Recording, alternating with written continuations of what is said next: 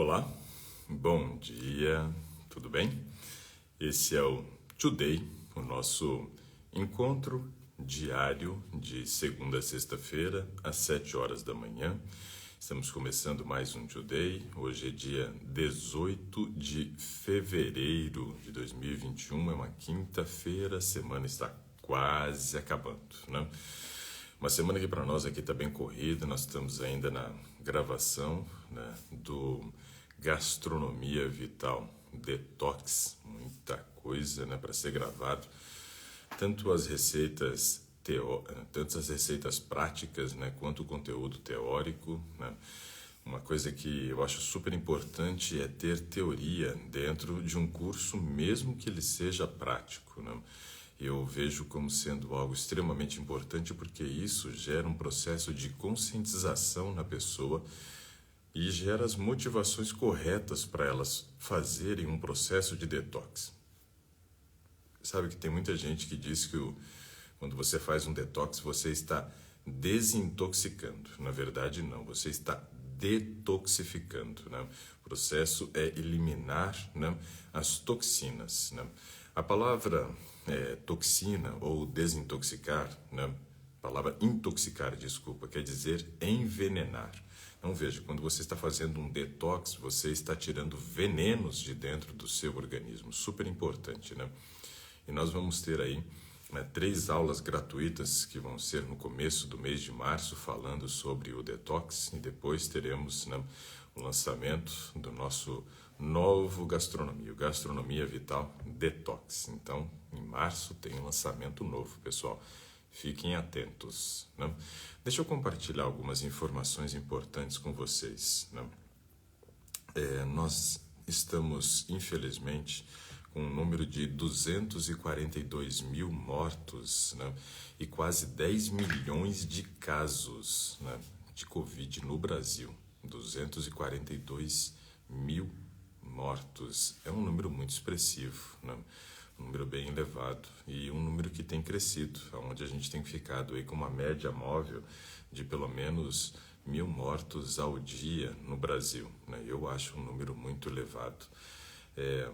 Sabemos que essa doença tem uma disseminação muito rápida, mas ela tem um grau de mortalidade baixo, né?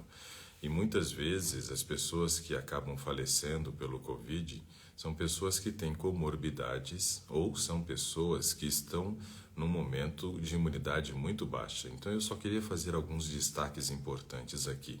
Que tipo de comorbidades, né, são essas, ou doenças, né, que podem diminuir nossa imunidade?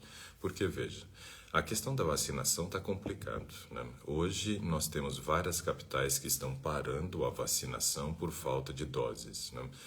Mesmo que o governo Pazuello, né, o ministro Pazuello aí tenha prometido, né, que o governo vai providenciar 231 milhões de doses, né, até o mês de julho, nós não temos essa garantia. Porque quantas promessas vãs nós não vimos nesse período de pandemia? Quantas promessas foram feitas do início da vacinação?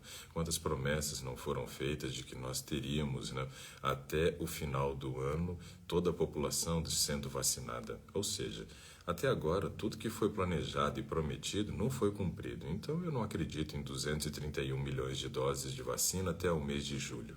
Sinceramente, eu estou desacreditado com relação a isso.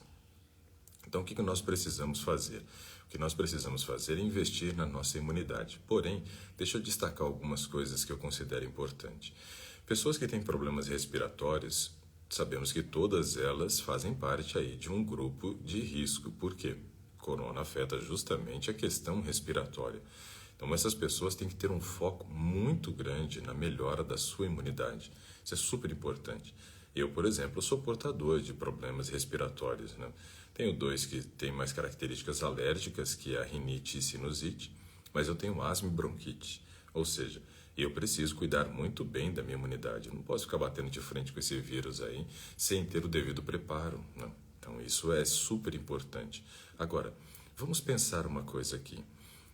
Quanto da população no Brasil é fumante, né?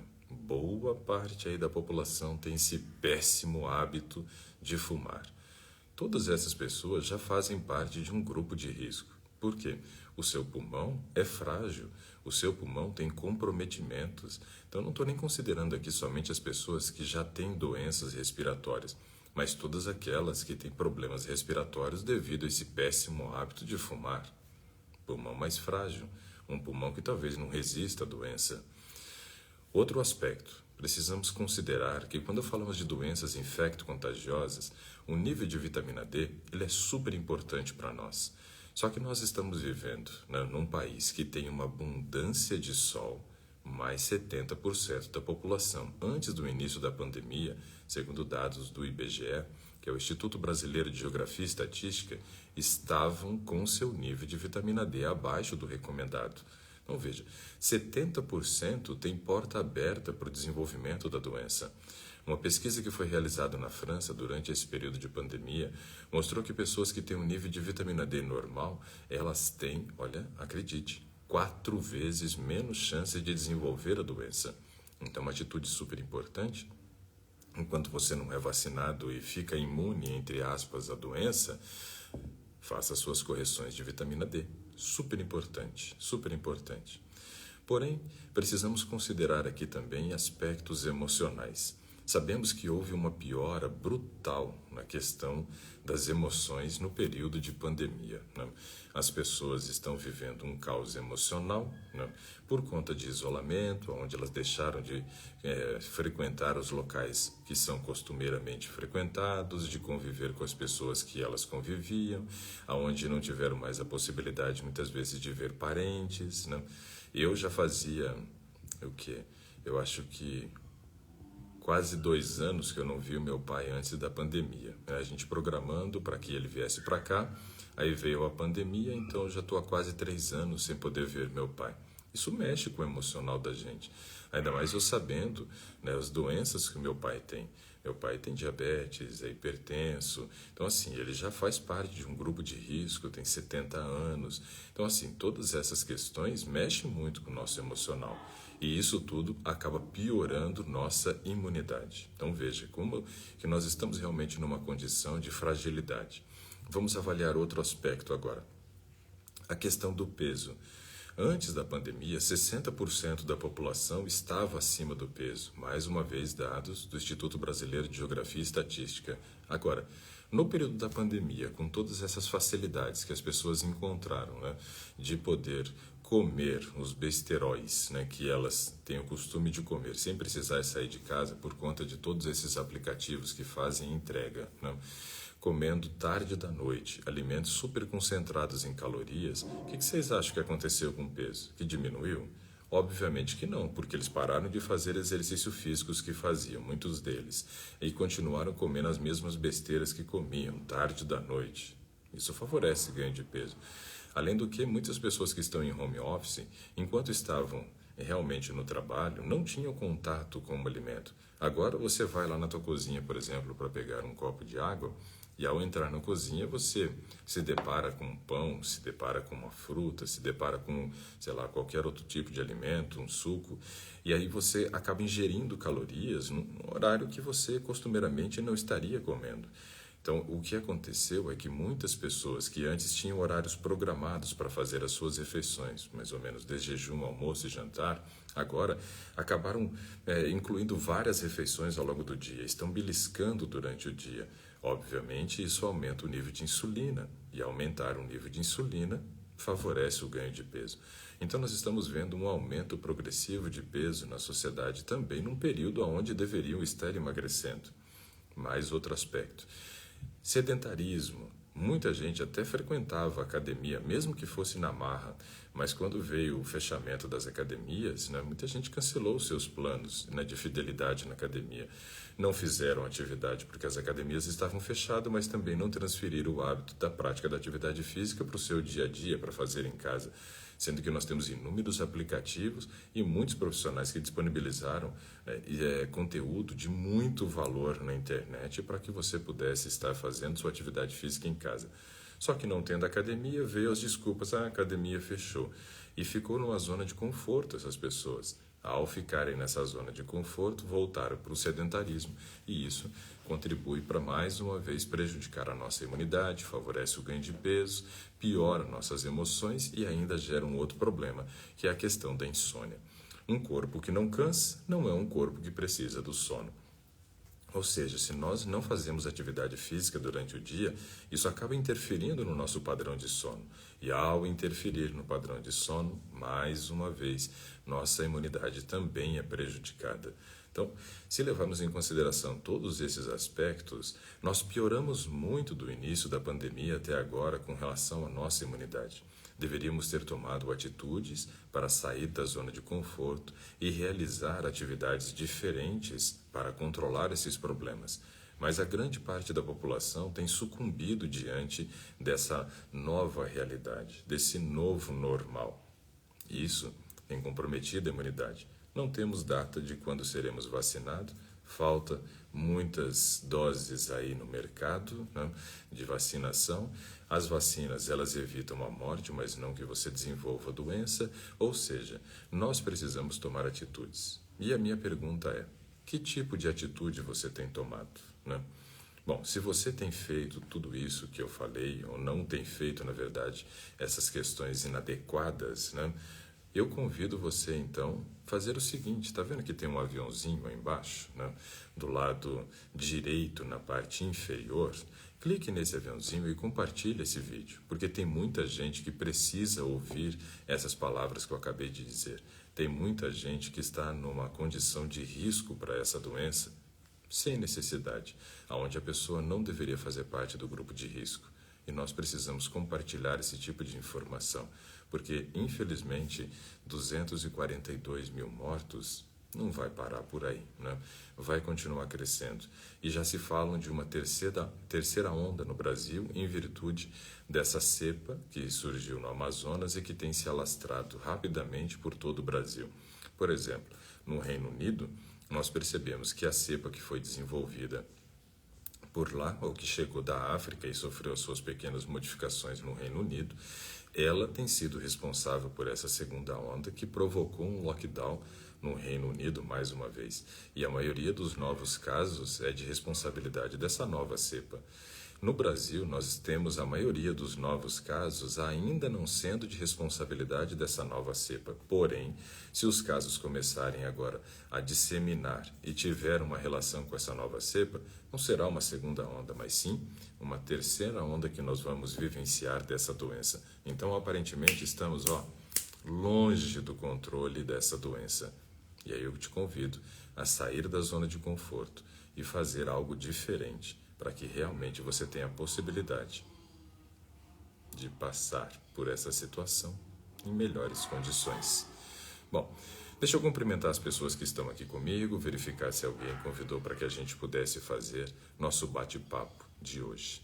A Márcia Negrão está por aqui, seja bem-vinda, a Verônica Maria também, a Vivi Fernandinha Lindalva, a Vilma Vieira, o Danilo Miller, a Zefinha Matos, Claudete Assis, Ardeli Aires também, bacana, a Vani Gomes também, Dulcinea Tobia Borges, a Rosa 6950 Maria, o escritores adventistas, conosco também, Lucy Safira, Claudete Assis, legal. A Aurita também conosco. A Marisete Oliveira, seja bem-vinda. Marta Correia, legal. O Godinho Meire também conosco. Nancy Souza, Crislin conosco. Elunay Cardoso também. Elunay já percebeu que estamos aqui no cenário do gastronomia, que ontem nós estávamos gravando aula teórica por aqui. Só para vocês terem noção, a aula 1 né, do Gastronomia Vital Detox, só ela deu, acho que umas 2 horas e 20 de gravação, mais ou menos. Vai dar umas 2 horas e 10, 2 horas e 5 depois de editada, dividida em parte A e B. Na primeira aula, eu falo sobre a questão do porquê, né, precisamos fazer um detox. Muita gente não faz ideia que precisa fazer um detox. E ali eu explico vários motivos. Quais são os principais intoxicantes do nosso organismo, quais são os efeitos colaterais desses intoxicantes no nosso corpo, quais são as doenças, né, e os problemas de saúde que estão correlacionados a eles. Então, como nós montamos todo o cenário para a gravação ontem aqui, no local onde fazemos o Gastronomia Vital Detox, vim para cá agora de manhã, não quis carregar nada não, lá para o escritório onde eu tenho feito o nosso encontro diário. A Mônica Luke Show conosco também, o Tiago Teixeira, quem mais está por aqui? Ana Lúcia Linhares, bacana. A Rosemary Cardoso, a Lúcia disse pronta para aprender. Legal, fico feliz. Monique Batista. Quem mais está por aqui? Marinilda Santos, muito legal. Rogério PG, bacana pessoal, muita gente está aqui conosco para esse encontro às 7 da manhã, né? Bom, eu vi aqui que a Nanda Orquídeas, que disse que ontem gostaria de falar, pediu novamente. Vamos convidá-la para conversar. Temos 40 minutos ainda, dá para a gente ter. Vamos ver se conseguimos contato com ela. Pessoal, compartilhe esse vídeo depois para todo mundo que você sabe que precisa de informação com relação à melhora dos seus hábitos. Nanda Orquídeas. Bom dia. Bom dia. Vira a câmera para você aí, que você está com a câmera virada para algum lugar. Peraí. Olá. Bom dia, tudo bem?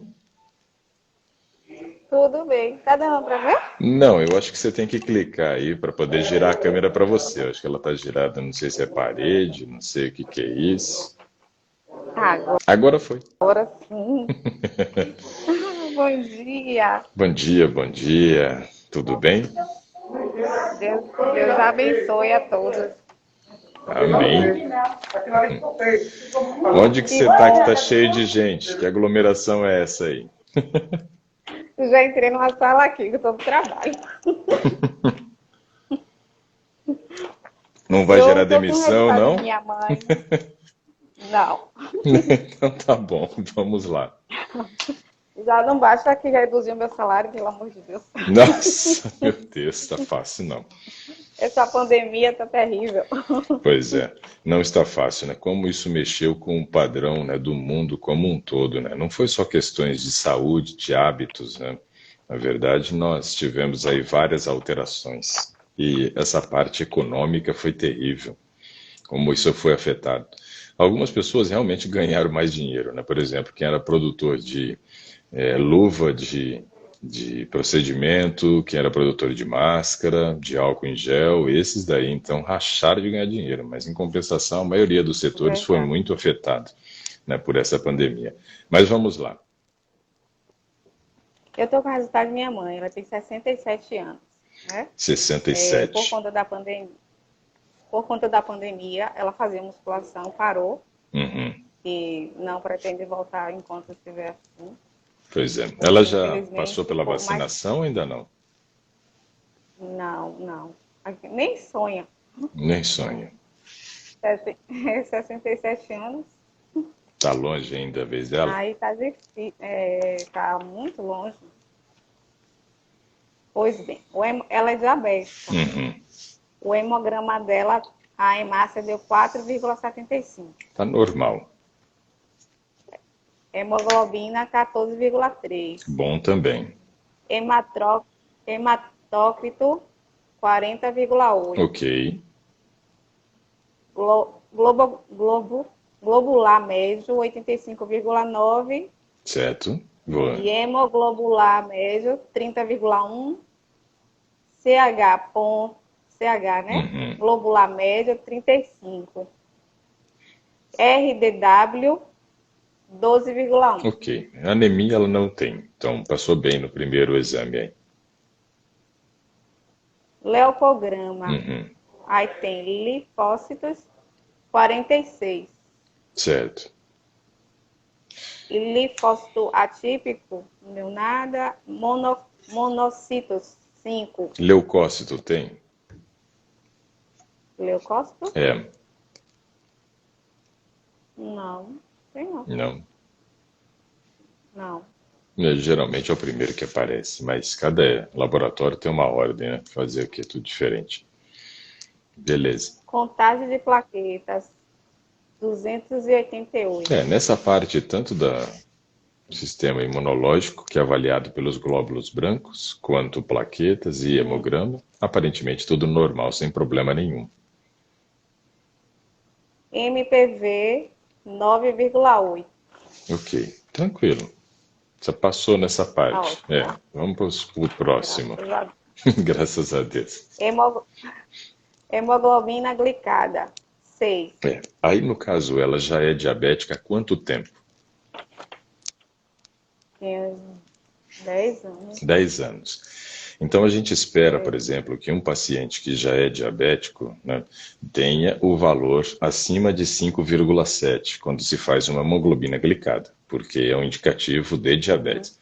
Mas esperamos que esteja abaixo de 6,5. Então, ela não está num valor tão ruim de hemoglobina glicada, indicando que é diabético, porém, né, não apresentando que ela tenha um caso que esteja descontrolado com relação ao controle da glicose sanguínea. Então, é diabético, mas não está tão descompensado, não está aquele valor exorbitante de glicose. Graças a Deus. Glicose 94. Ok, então ficou dentro do padrão de normalidade de alguém que nem teria diabetes, ou seja, está fazendo um bom controle nesse aspecto, né? Aparentemente, né, ela tem algumas mudanças que ela provavelmente fez e que tem ajudado ela a controlar o nível de glicose. Mesmo que ela tenha deixado de fazer atividade física, parece que ela não promoveu um autoabandono, né, em outras áreas aí da vida.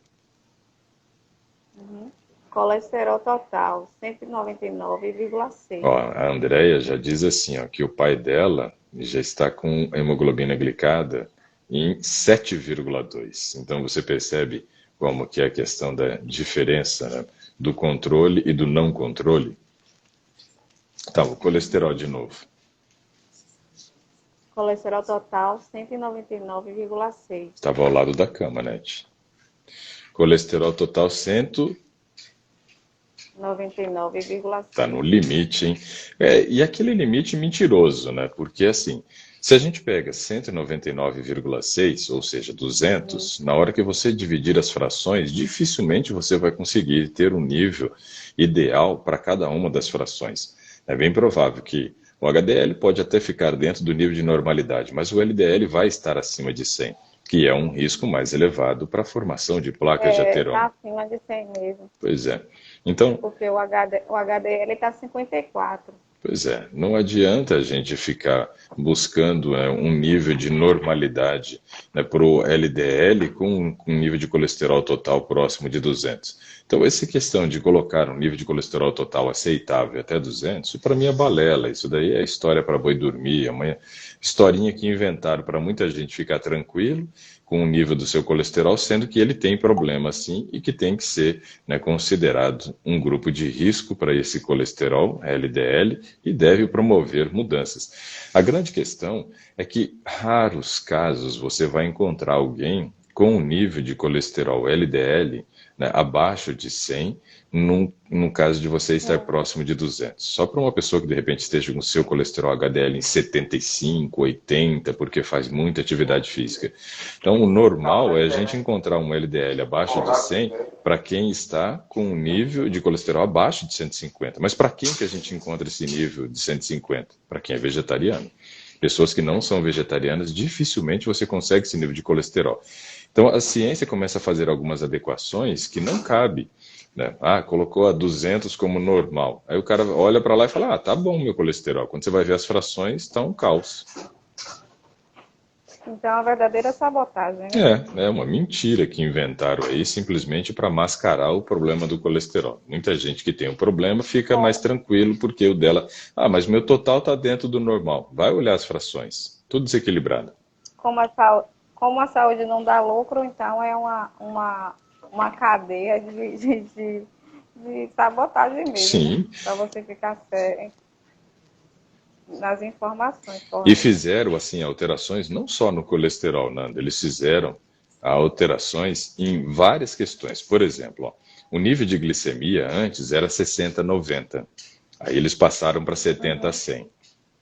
O nível de triglicerídeo ideal era abaixo de 150, hoje colocaram abaixo de 200. O colesterol era um máximo de 150 o total, hoje abaixo de 200. O consumo de gordura saturada era de 7, né, o limite, para que você não tivesse risco para a formação justamente do colesterol LDL. Como eles jogaram para 200, eles adequaram para 10. Por quê? A gordura saturada vem nos alimentos, né, industrializados. Então, se eu começo a perceber que comendo comida industrializada, dificilmente eu vou ingerir um nível de gordura saturada que eles sugerem de máximo, que é 7 gramas, então eles tiveram que adequar para 10, porque senão a indústria vai ser prejudicada. Então, assim, para mim isso é patético, é ridículo, essas adequações, né? Por quê? Quando você fala assim, 70 a 100 é normal de glicose. Todo mundo que acorda com 60 a 70 de glicose, que hoje é considerado hipoglicemia, acorda bem, ninguém acorda desfalecendo, morrendo e passando mal com esse nível de glicose. Não, mas temos que fazer adequações. Então, assim, é revoltante. Uhum. Pronto, o não HDL deu 145,4. 145, tá vendo? É um nível extremamente alto, né? Estamos com 45 a mais do que o limite. Ó, a Elunai disse que o colesterol total dela deu 147 e nem é vegetariana. Mas também o tanto de mudanças que a Elunai fez nesse período, desde que ela começou a assistir o Today, período de consulta com transformação vital, então prova que até pessoas que não são vegetarianos já estão conseguindo um nível de colesterol abaixo de 150, ou seja, ficando dentro daquilo que seria o normal. Né? Por quê? Porque criar a consciência do que devem e o que não devem comer. Entender que gordura saturada é a base para a produção do colesterol LDL. E ao promover essas mudanças já tem tido esse tipo de resultados. Então veja como que realmente vale a pena a conscientização e o conhecimento. Quanto mais informação a gente tem, a gente pode conseguir níveis, né, dentro do adequado, né, com mudanças simples. E nem precisa chegar a ser um vegetariano como eu sou, né? Então dá para conseguir sim. Precisa promover mudança e ter força de vontade. O LDL deu 125,9. Aí, ó. Tá ruim, né? Tá ruim. Ó, a Ivone, olha só o que ela diz. A minha glicose, né, ela já fez exame, em 59, né? E ela disse que se sente muito bem. Então, essa história de que tem que estar com um mínimo de 70 e para baixo disso você está com hipoglicemia e passa mal, é mentira, né? Eu fico revoltado com essas coisas. O colesterol VLDL deu 20. Tá dentro da normalidade esse, que é até 35, então beleza. Triglicéridos deu 97,5. 97,5, um nível muito bom para triglicerídeo. E aí, no caso, isso mostra por que a glicose dela está mais controlada. Porque quando você tem uma sobra de glicose proveniente da alimentação, o nosso organismo transforma essa glicose em 2 compostos, né? Um composto é chamado de glicogênio. É uma forma da gente conseguir armazenar glicose dentro do fígado, mas também no músculo. Mas a sobra dessa glicose, além do glicogênio, vai ser transformada em triglicerídeo. Então, o que a gente percebe? Pacientes que são diabéticos e que não estão tendo nenhum tipo de controle da doença, sobra um monte de glicose. Sobrando esse monte de glicose, o corpo transforma boa parte dela em triglicerídeo. Isso não tem acontecido no caso da tua mãe. Então, o triglicerídeo dela está excelente, mostrando que realmente ela pelo menos está comedida na quantidade de carboidrato que ela tem ingerido. Não só na quantidade, como também a qualidade é importante. Porque se a gente ingere carboidratos numa quantidade normal, mas um carboidrato de péssima qualidade, ou seja, de absorção rápida a nível intestinal, também aumenta o triglicerídeo. Então, dela está muito bom. Ureia, 21,9.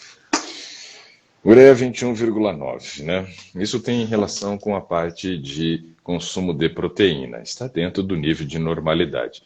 Chegou uma pergunta aqui da Leide Cavalcante sobre glicose ainda. Vou responder rapidinho.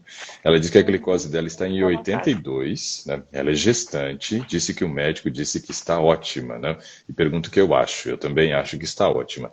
Para um paciente gestante, né, a gente sempre tem que observar o seguinte: a glicose tem que estar dentro dos níveis de normalidade. Às vezes, esse aumento do nível de glicose já remete a um risco para o desenvolvimento de diabetes gestacional. Nesse caso aqui está excelente, pode ficar tranquilo. Creatinina, 0,6. Está um pouquinho baixo a creatinina, né? Está correlacionado aí à questão do consumo de proteína, mas um pouquinho baixo de creatinina. Ela tem... Está baixo? Está um pouquinho, mas...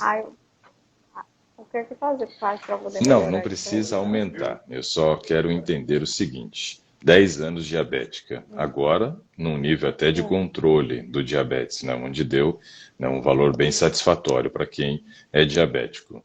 Aí nós temos que observar um outro aspecto, que é o seguinte: diabetes é uma doença que gera comorbidades, né? Que tipo de comorbidades são essas, né? Uma delas, comorbidade, na verdade, quer dizer doença associada, tá?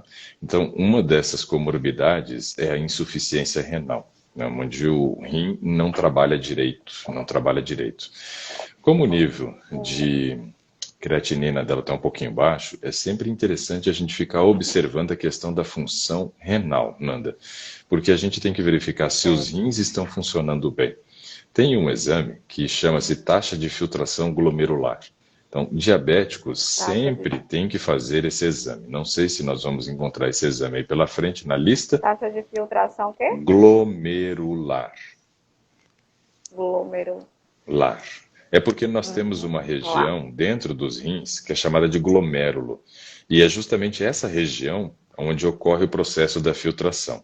Quando nós temos uma taxa de filtração glomerular baixa, isso quer dizer que os rins já estão com algum comprometimento em virtude do diabetes. Então é sempre importante para quem é diabético observar esse tipo de exame. Certo. Importante. Aí tem estimativa de ritmo de filtração. É esse mesmo. Nem tinha visto. Glomerular. 106. 106. Veja como é que está o padrão de referência, porque geralmente os laboratórios colocam de uma outra forma. Referência RFG normal 60 a 1,73. RFG em doença renal crônica 60 a 7,3 né? Alguma coisa assim, não sei. Insuficiência renal 15 ml. O dela ficou 176, porque geralmente nunca vem nesse padrão. Bom, tem que interpretar isso daí direitinho. Eu vou pedir para você fazer o seguinte depois. Você tirar uma foto dessa parte do exame e enviar para mim, aí pelo Insta mesmo, pode ser, ali na parte de conversa, no bate-papo. Dá para enviar a imagem. E aí envia essa imagem para eu dar uma olhada direitinho nesse exame. Esse laboratório classifica de maneira totalmente diferente, ele coloca. A taxa de filtração glomerular dela é super importante para nós. Tá bom. Tá. Pelo direct? Pode mandar pelo direct. Esse eu vou querer ver. Ácido úrico, 5,0. 5? 5,0. Ok. Esse está excelente, está normal. TGO, 19,6. Está normal. Isso é enzima hepática, para ver como é que está o fígado. TGP, 21,8. Também normal. Sódio, 146, 3. Normal. Ótimo, graças a Deus. Potássio, 4,7. Normal também. Cálcio, 9,31. Também normal. Cálcio iônico, 1,27. Também normal. Magnésio, 2,0. 2,0 magnésio, tá bom. Fósforo, 4. Normal. Essas partes são super importantes. Ferro 107,3. Perfeito, hein? Ferritina 183. Muito bom. Proteína C reativa ultrassensível 1,22. Bom também. PCR. Graças a Deus. T4 livre 0,88. Tá normal. Tá. Bem TSH 1,60. normal também. Graças a Deus. Ácido fólico 21,90. Bem alto, mas normal.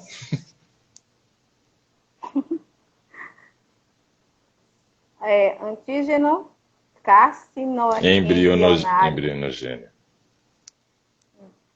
0,82. Tá bom. Cortisol 5,25. Tá bom. Vitamina B12 645. Excelente.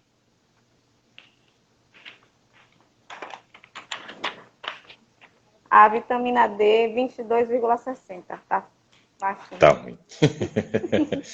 Depois de muitos bons, veio um ruim.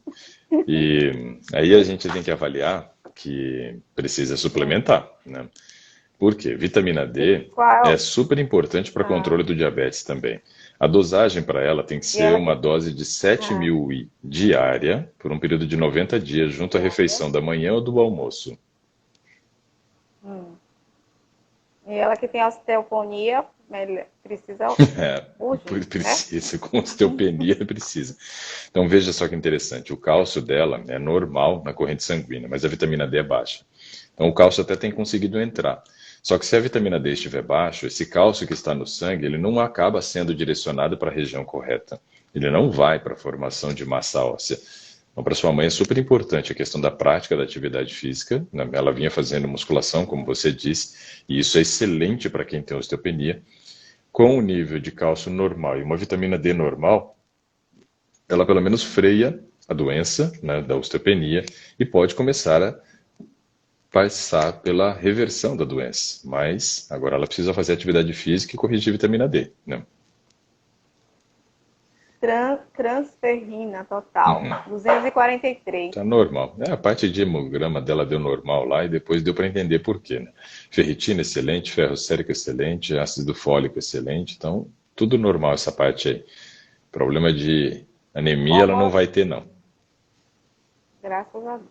Homocisteína 8,2. Tá no valor bom, tá no valor bom. O ideal para mim é 7, mas o normal é abaixo de 11, então tá no valor muito bom, né? Não vamos, né, exigir muito dela não. Nesse valor eu acho que tá bom.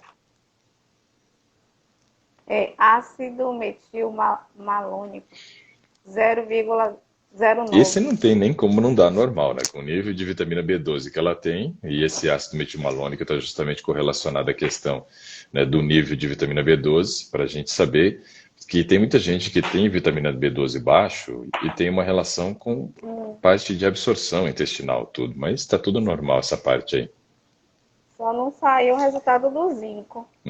Aí outro dia eu Mas todos os minerais dela ficaram normais. Então é bem provável que ele também acabe ficando normal. Quando você, por exemplo, foi falando ali a parte de fósforo, né, da parte de sódio, potássio, tudo isso é importante para nós. Para paciente que é diabético, a gente sempre tem que estar fazendo esse nível de observação. Quando tem alguma alteração nesses níveis, isso já começa a mostrar um certo grau de insuficiência renal. O dela deu normal, mas ainda assim quero ver a taxa de filtração glomerular dela depois, lá no exame.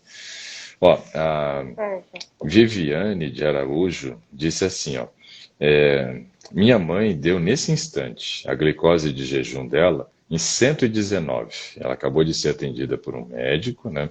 Eu achei alto, porque está em jejum e deu isso às 5 horas da manhã.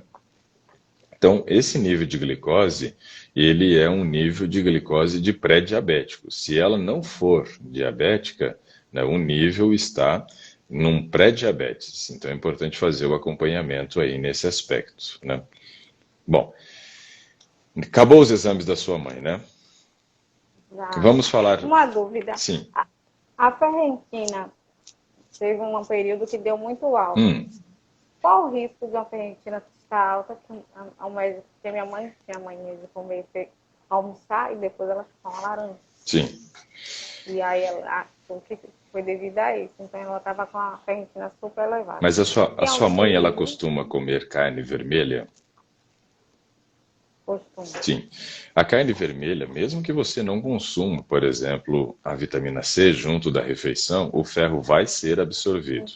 O ferro o ferro presente na carne vermelha não precisa de vitamina C para absorção, somente o ferro dos vegetais. Então, nesse caso, a retirada da vitamina C da refeição diminuiria a absorção, de repente, de um ferro de uma couve, se ela comeu. Mas da carne vermelha continua absorvendo normal. O nível elevado de ferro na corrente sanguínea, fazendo com que nossa ferritina tenha essas alterações, pode gerar um problema que a gente chama de hemocromatose. O que quer dizer isso? O acúmulo de ferro dentro de tecidos, né, de órgãos. Então, nós vamos tendo o ferro sendo acumulado dentro de alguns órgãos. O fígado é um deles, o mais, né, prejudicado no processo de hemocromatose é o fígado. E para que serve o nosso fígado? Ele faz umas coisinhas meio bobinhas, tipo assim, metaboliza tudo que entra na corrente sanguínea, ou seja, um órgão super importante para nós. E quando a gente começa a fazer esse processo de formação da hemocromatose, ele vai perdendo a sua função. Então a gente compromete a atividade, né, do nosso fígado. Isso é super importante e preocupante. Mas esse ferro também se acumula em outros órgãos, por exemplo, o coração, e aí acaba gerando problemas cardíacos. Então é super importante a gente fazer a avaliação do nível de ferro.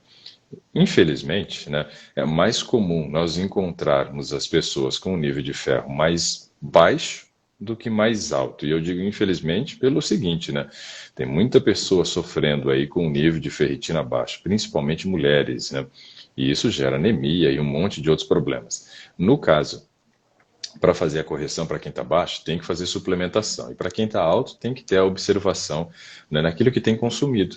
Diminuir o consumo do ferro proveniente do produto de origem animal, da carne vermelha e da gema do ovo, né?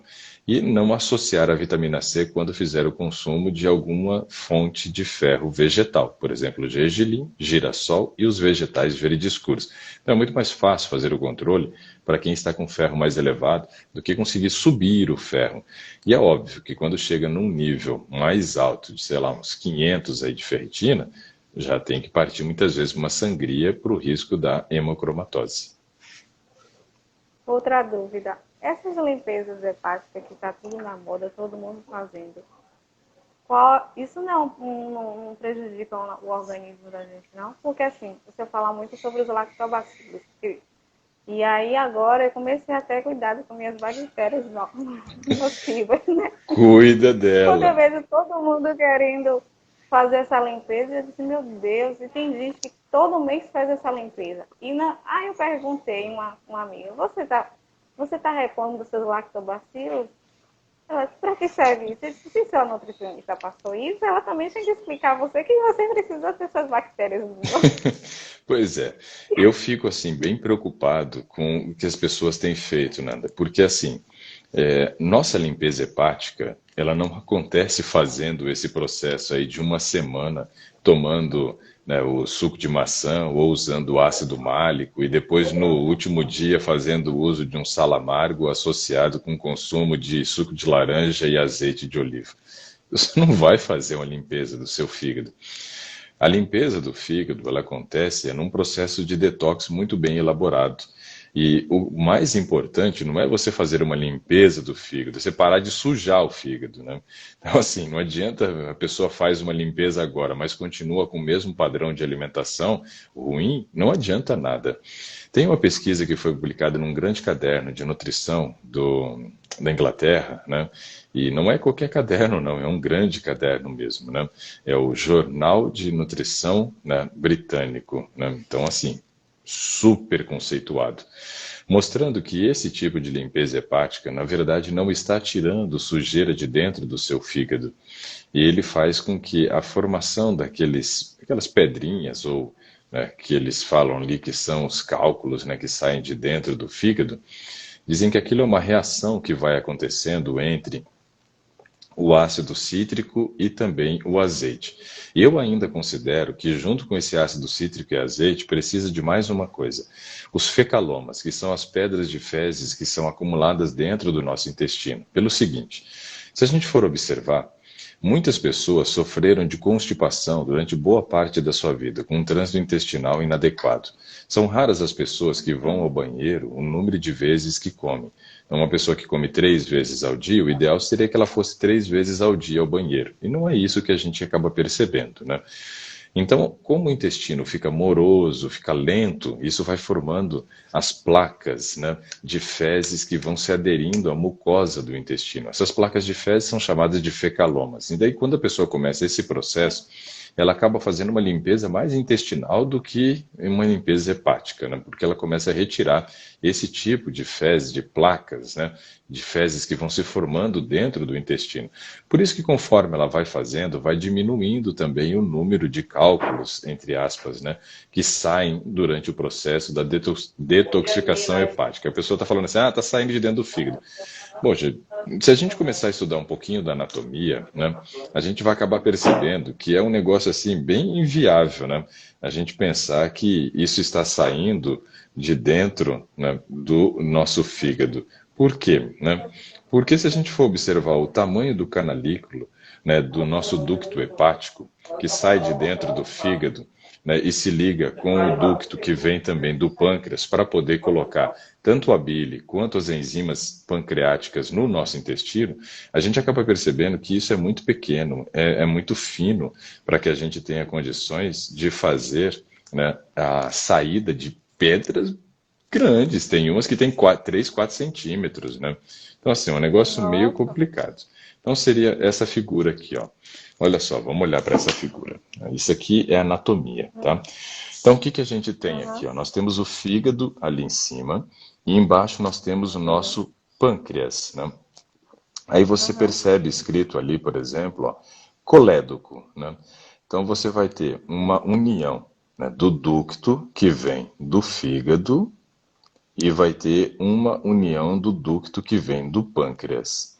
Quando esses dois se unem, né, eles vão formar um ducto comum e ele vai desembocar numa região ali do nosso intestino, né, que é o esfíncter de Oddi, uma aberturinha que a gente tem para a chegada da bile. Quando a pessoa, por exemplo, está fazendo essa desintoxicação hepática e tal, não sei o quê, eles esperam que as pedras estejam saindo de dentro da vesícula, está saindo lá de dentro da vesícula. Então, vamos lá, peraí que eu toquei aqui na tela. Ó, então eles acreditam que as pedrinhas estejam saindo daqui de dentro, tá? Aqui está a nossa vesícula. Pô, imagina uma pedra de 4 centímetros passar por um ducto que é tão estreito, pequenininho quanto esse daqui. Então, assim, é um negócio complicado, né? A gente fica pensando que está saindo pedras do tamanho que saem, passando por um ducto tão estreito quanto esse. Então, se a gente começa a observar, isso daqui é uma coisa que fica um pouco fora, né, do respeito da anatomia. Então, não é uma coisa normal da gente falar assim, está saindo de dentro da vesícula. Outra coisa que a gente tem que se preocupar é o seguinte, a maioria das pessoas que fazem esse tipo de limpeza hepática, elas acabam fazendo porque elas têm cálculos já diagnosticados, ou seja, já fez lá um ultrassom de abdômen total e sabe que tem 2, 3, 4 cálculos lá dentro da vesícula biliar. Aí eu fico pensando, a pessoa faz, né, a limpeza hepática, repete o exame e saiu lá, sei lá, 50 pedras, né, de dentro, né, do fígado. Mas aquelas 3, 4 que estavam dentro da vesícula não saíram. Que engraçado, né? Por que que sai 50, mas justamente as 3, 4 que você queria tirar continuam no mesmo lugar? Interessante, né? Eu faço a pergunta para as pessoas, elas não têm resposta. Falam, então, mas né, não sei o que que é. Eu falei, pois é, você não sabe o que é. Eu sei o que é, né? Não veio de onde você acha que veio. Então, assim, é um pouco preocupante pelo seguinte, se a pessoa tiver 3, 4 cálculos grandes dentro da vesícula, talvez não tenha nenhum tipo de efeito colateral fazer essa limpeza hepática. Porém, Nanda, se a pessoa tem microlitíase, o que quer dizer isso? Não são 3, 4 cálculos, são vários cálculos, mas pequenos. Quando a pessoa toma aquele suco de laranja com azeite, ele gera uma força de contração muito grande na vesícula.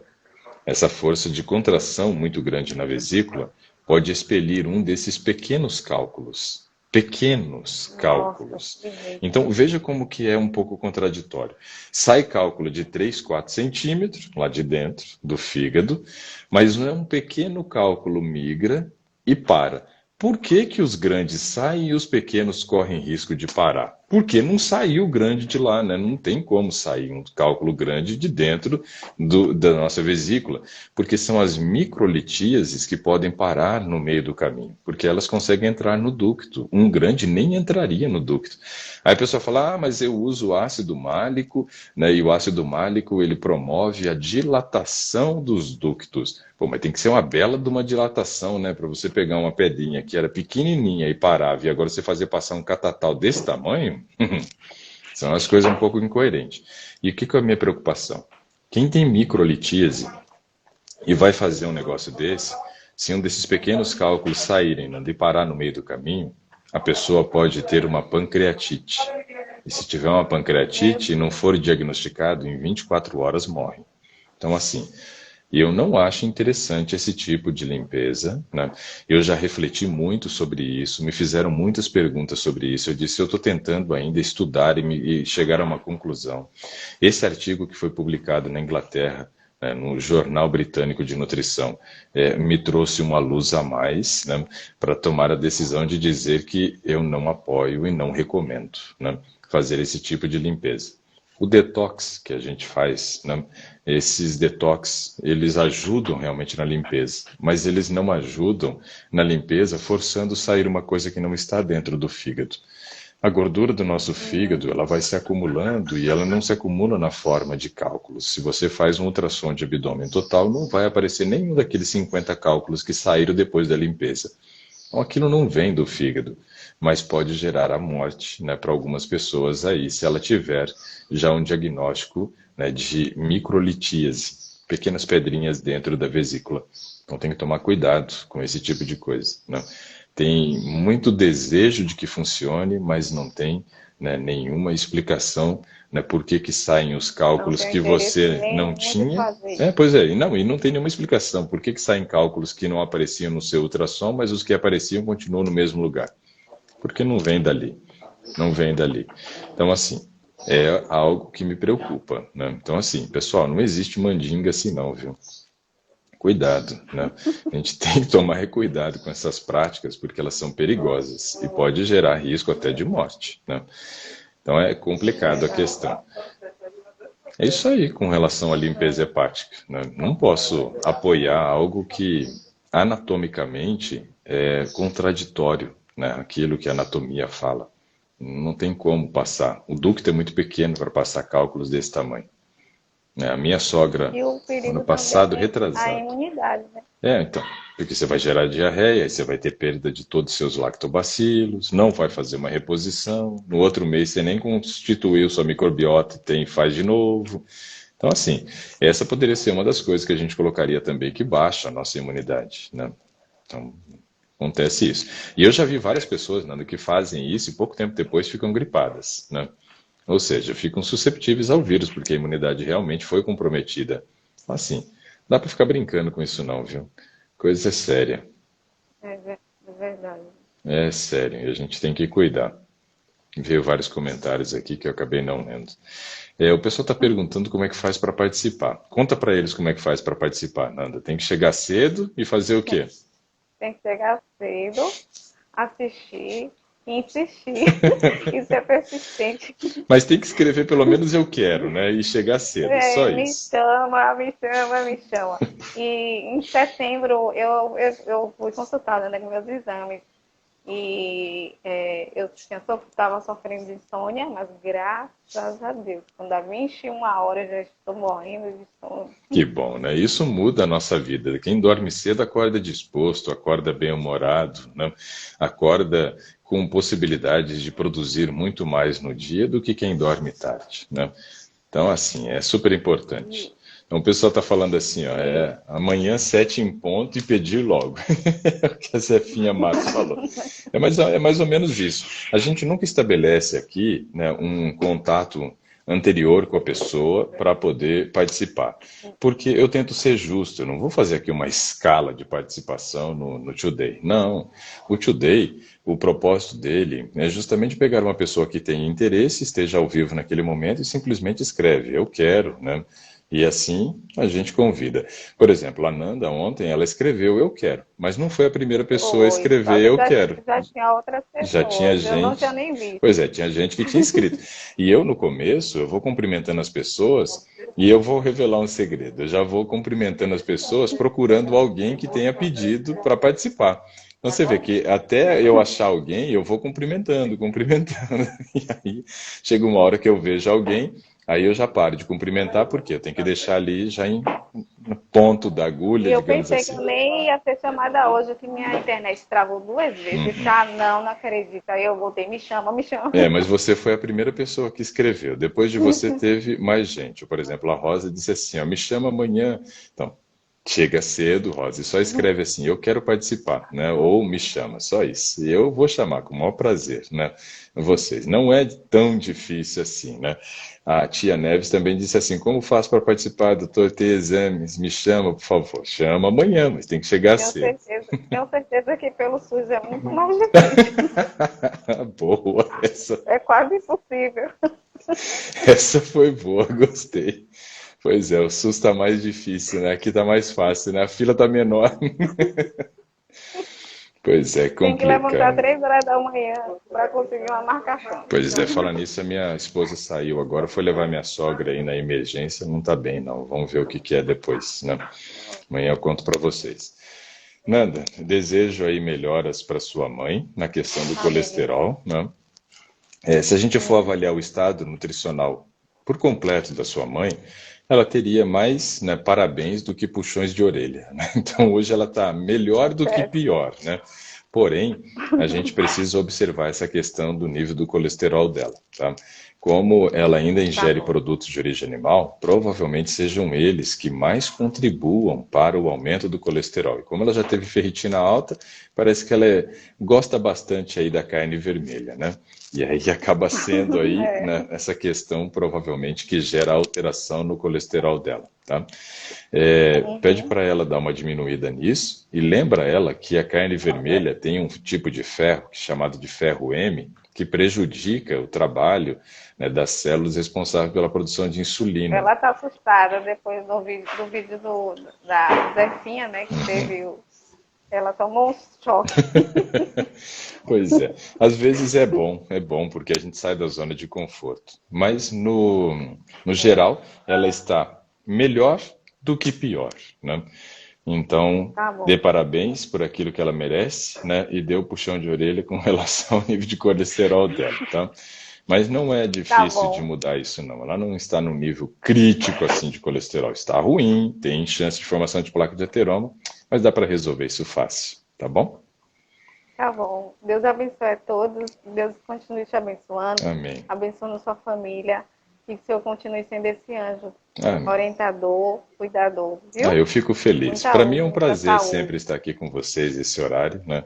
Nunca imaginei fazer isso, né? Porque a gente tinha uma rotina tão corrida, mas continua sendo corrida, mas agora com o Covid mudou bastante coisa, né? Porque a gente percebeu que a internet é uma ferramenta muito poderosa e que não podia ser desprezada nesse momento. E o próprio trabalho nosso, a gente acabou migrando todo para a internet, né? A gente fazia curso presencial, de repente a gente não podia encontrar nem a família, quanto mais as pessoas que queriam participar dos cursos, né? E aí eu falei, nossa, eu vou ter que levar meu conteúdo também para a internet na forma de cursos online, né? E graças a Deus tem dado certo, né?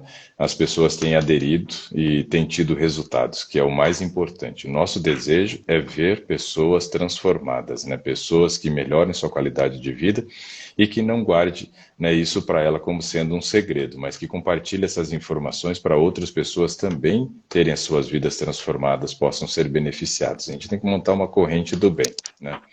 E é isso que a gente deseja. E assim, eu já tenho um fã-clube daqui, viu?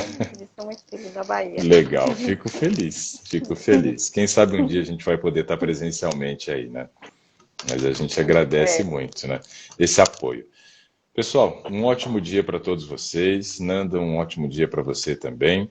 Compartilhe essas Para você informações também. se você achar que tem alguém que precisa ouvir esse Com conteúdo, certeza. tá? E desejo aí, né, que nós tenhamos um bom restinho de semana, né, e nos encontramos amanhã. Até mais. Amém. Um abraço, Tchau. pessoal. Tchau, tchau.